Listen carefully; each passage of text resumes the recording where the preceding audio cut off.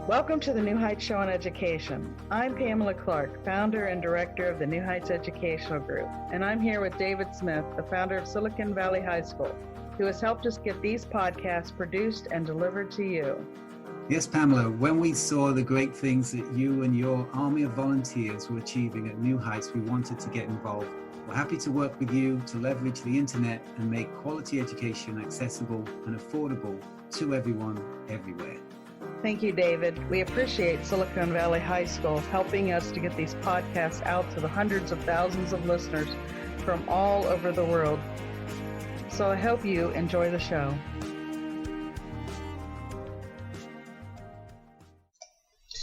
How's it going, everyone? Thanks for tuning in to New Heights Show on Education. This is Freddie. Now, for those of you just joining in, I talk about technology and cyber awareness.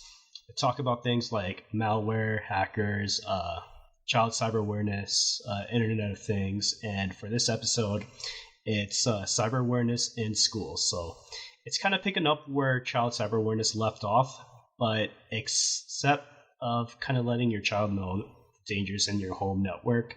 I'll be talking about cyber awareness in schools. So this could be anywhere from elementary all the way up to university. I remember growing up in high school, the school's IT would block certain websites like Facebook, and my buddies and I would find ways around that loophole, and behold, we were on Facebook in the school's library. So yeah, you can pretty much guess. We were the group of geeks at the school, in case you were wondering. I also remember my friend's student account in high school was, I wouldn't say hacked, but he left his computer unattended, and someone went in and sent inappropriate messages to the whole school board back in Calgary. So he ended up getting suspended for a week. So if you know where I'm going with this, yeah, it pretty much starts with an S and ends with a Y. Don't know what I mean? Security. So I'm going to say this. Kids and teens these days are getting smarter with tech, and they pretty much wear it on them. They breathe it, and they live technology. So schools, beware. So this could kind of be a good thing, but most of all, it could be a bad thing. So I will talk about that in this episode. That being said, it's an honor to be a part of New Heights Educational Group. So be sure to visit our website at newheightseducation.org for all your educational needs.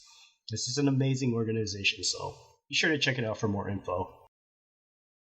Right now, you might be struggling through your classes or even failing them. You might be worried that you may not finish high school. There might have even been a thought that you may not be smart enough.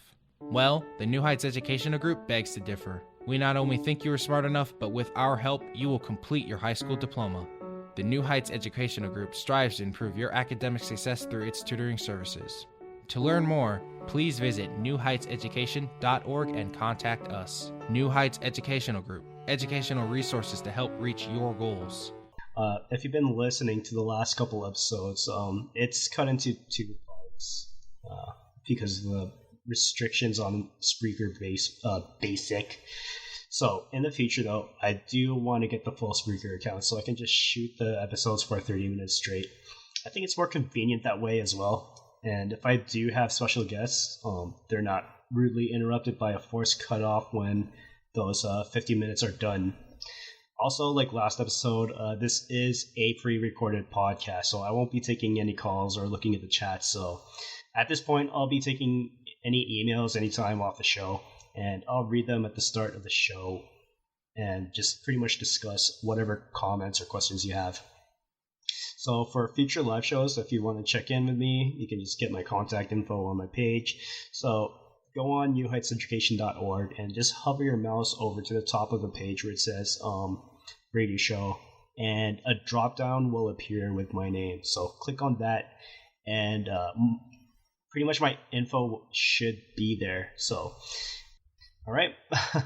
Well, now that's out of the way, schools and cyber awareness, let's get to that. So, like I said, this episode kind of follows up on my last episode on child awareness. So, let me give you a pop quiz. What are the three main issues I mentioned in that episode when it comes to child cyber awareness? the three main issues. Well, if you guess cyberbullying for one, online predators the second, and lastly, explicit content exposure, you are amazing. So cyberbullying, we know is pretty cowardly, as we have bullies running their social media fingers through their smartphones, and online predators, or what I like to call them now, Fortnite stalkers, and explicit content, as children can get access to not only offensive content, but illegal and black hat infested websites. Now, these issues could also be present in schools, and they're just as bad as the ones a child can experience in their homes. Now, aside from the three major issues that we talked about in the past episode, what are the issues that schools are at risk for? Now, what if students were to unintentionally compromise confidential school records? I read an article on Huffington Post, and pretty much that article states that schools in America are rich with data, and it's pretty much comparable to medical records. So, remember my first episode on malware when I mentioned that healthcare data is a full warehouse of information? It's the same idea. So, school records contain records of students, teachers, or other staff members on campus, and contains a ton of personal information such as social security numbers, addresses, financial information, so on and so forth. And what is one of the few mistakes people have when it comes to cyber threats? It's human error. This doesn't just apply to students, but to teachers as well. And the data that Huffington Post presents on which schools were breached, the numbers are pretty high. And you have universities here in America that had 100,000 to 300,000 records breached from around 2014, and in 2015, UCLA's health system was exposed. So that's 4.5 million records that were exposed, and these numbers are what HuffPost calls as the worst school hacks of all time. So you're probably thinking, what does this have to do with following up on the child cyber awareness episode? Well, that's easy. As students go to school from elementary all the way to university, they have access to a handful of technology on campus. And when they have that first interview with the principal on their first day of school, they have policies and guideline papers that they have to sign. And I think that's where both educators and students have to pay attention.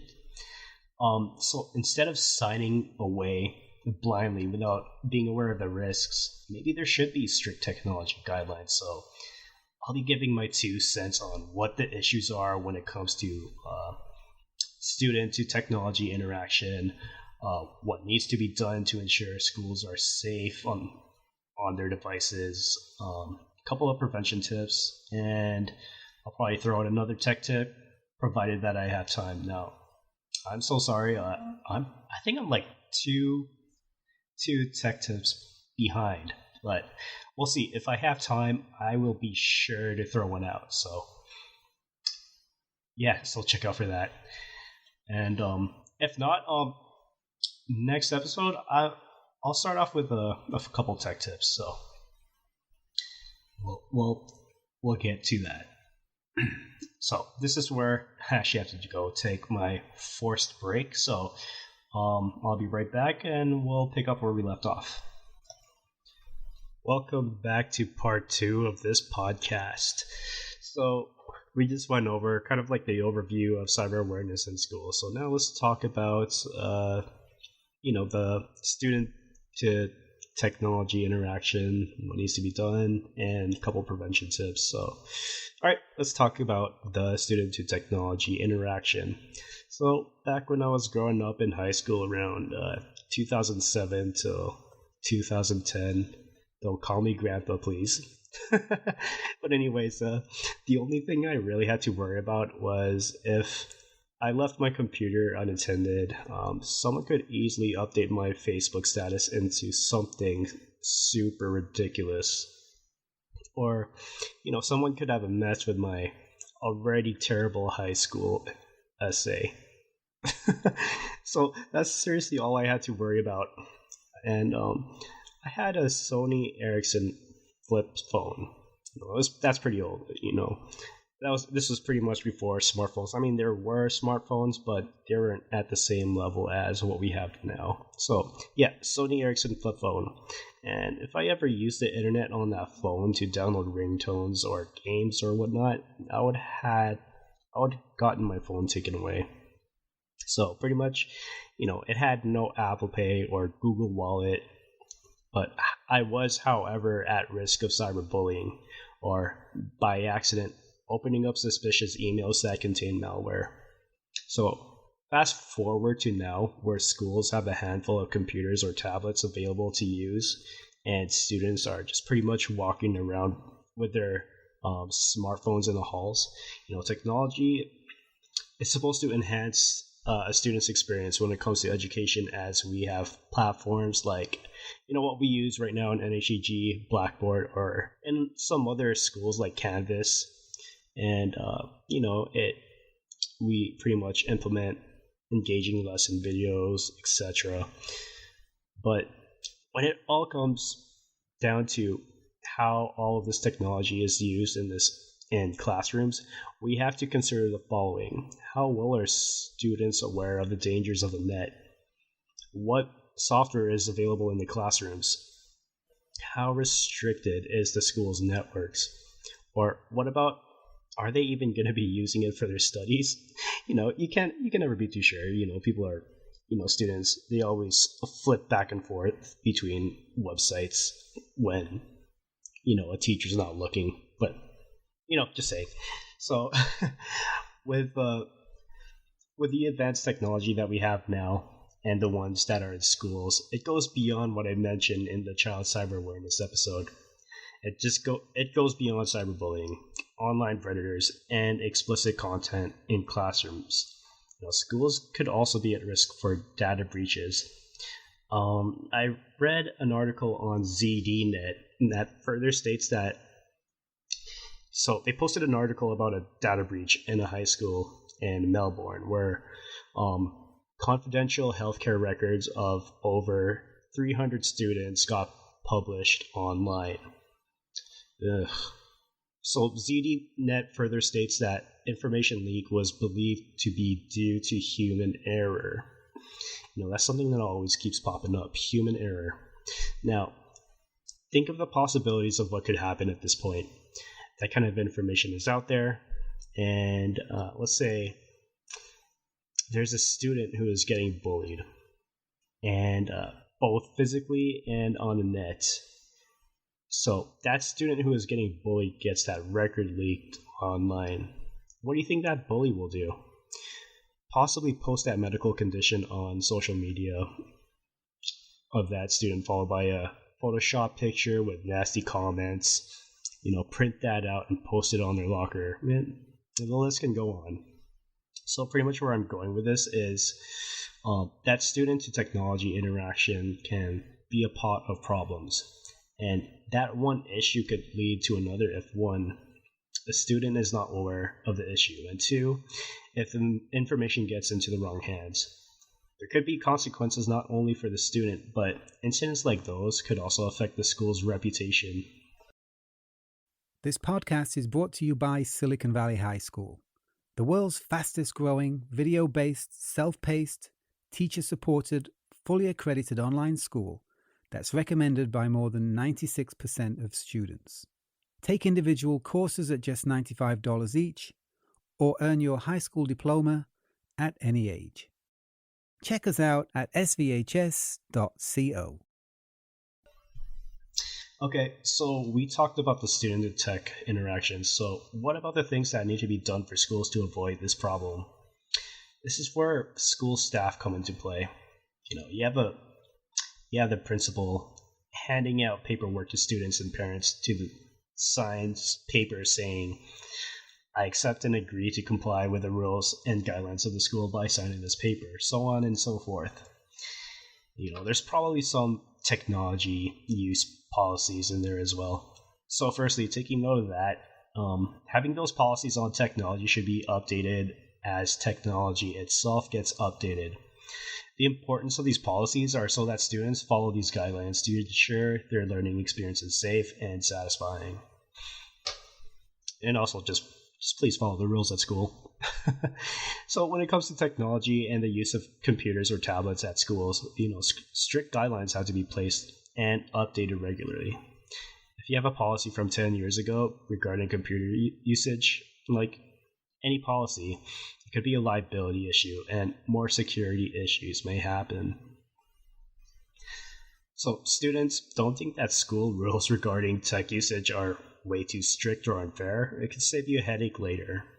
So any type of leaking of information, cyberbullying, illegal and explicit online or tampering with equipment, such as hacking, if you were to break those rules and regulations on what you signed that paper, so that could pretty much come with consequences. So probably a suspension or expulsion, depending on how severe the issue may be. So secondly, take it from me to what I do. You're probably thinking, huh? So pretty much what I'm saying is encourage cyber awareness in schools for both students and staff. Telegraph posted an article where different IT specializing in cybersecurity gave their inputs on tackling cyber threats together. Nick Wilding on that article states that the majority of cyber attacks succeed because of human error. Again, human error. If you think you have to be tech savvy or some kind of computer expert to tell people about the dangers, it's not true.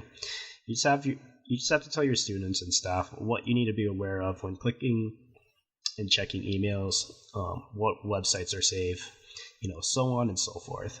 So updates and policies and just letting people know how to handle tech in schools is a great way to start to having school secure and the student to tech interaction safe. Not only that, teachers and staff could also be safe as well.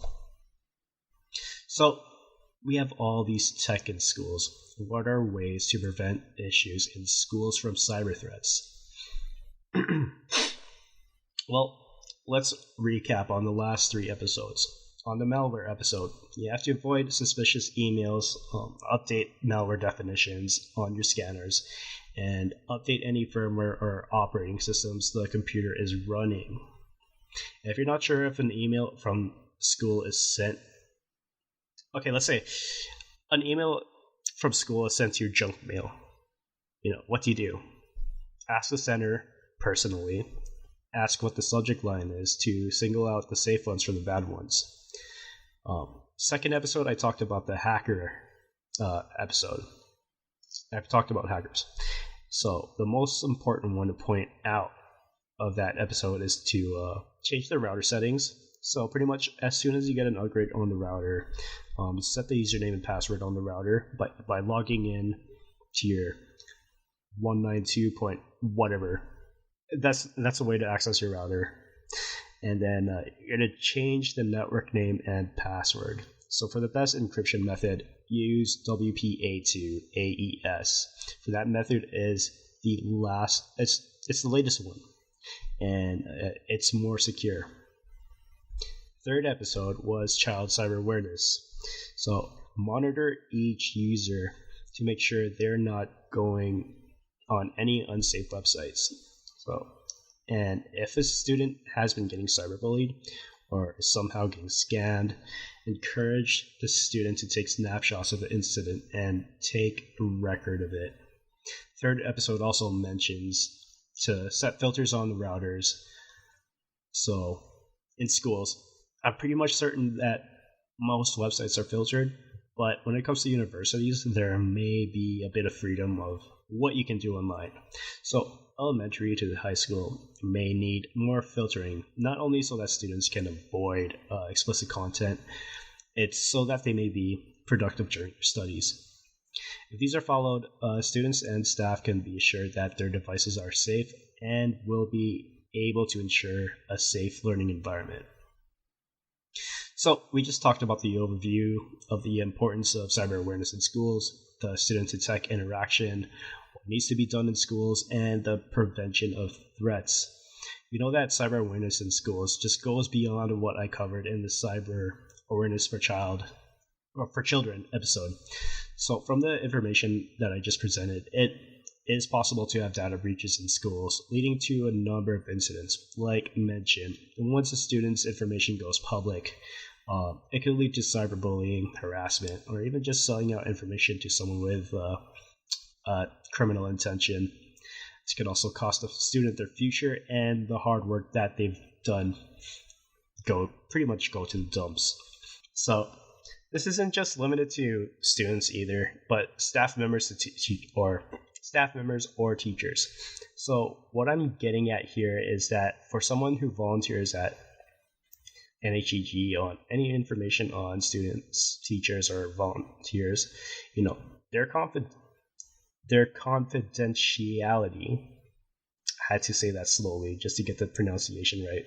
So that word is important to me as someone who raises cyber awareness, because pretty much if not, and what have I been doing this whole time, keeping people safe on my radio show?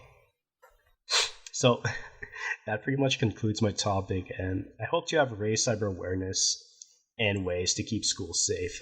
So in my next episode, there is still talks of a special guest coming on, but again, if not, I'll go back to my usual topics.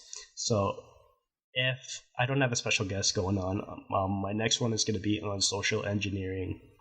Till then, everyone, I hope you had a great New Year's, and I will catch you next time. And you know what? Since I did skip out on the tech tips, I will be playing that on the next episode. All right, take care, guys. We hope you enjoyed today's show. Don't forget to rate us and follow us on your podcast player.